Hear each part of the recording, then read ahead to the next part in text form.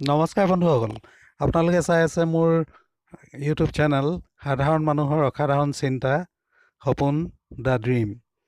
আপোনালোকক ইয়াৰ আগতে মই আমাৰ কলিগ ৰবীন্দাৰ কিছু জমনি ভিডিঅ' দেখাইছিলোঁ আৰু আজি ঠিক তেনেদৰে ৰবীন্দাৰ বেলেঞ্চ দেখাম আপোনালোকক। আজি মই দিচাং দলঙৰ ওপৰেদি দিচাং নদীৰ ওপৰত এডাল সাঁকো আছে। আমি সাধাৰণতে গাঁৱলীয়া সমাজে সাঁকো পাৰ হওঁ আৰু সেই সাঁকো পাৰ হ'বলৈ যথেষ্ট বেলেঞ্চ লাগে আৰু সেই বেলেঞ্চ আমাৰ ৰবীন্দাই কেনেকৈ ধৰি ৰাখিছিল কিছু জমনিকৈ উপস্থাপন কৰিব বিচাৰিছোঁ।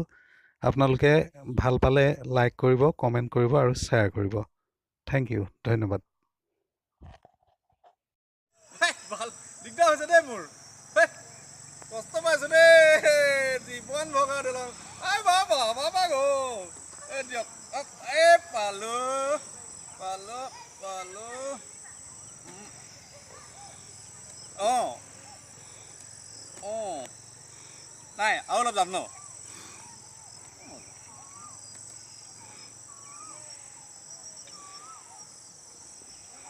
আমি সেনেকৈ সদায় পাৰ হওঁ ন।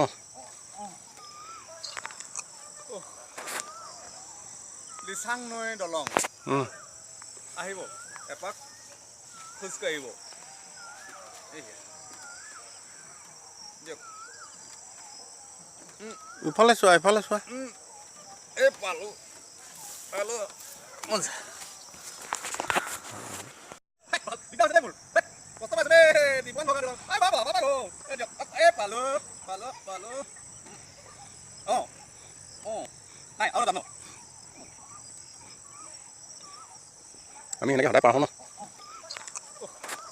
দিচাং নৈ দলং আহিব, এপাক খোজকাঢ়িব। দিয়ক, ইফালে চোৱা ইফালে চোৱা। এই পালোঁ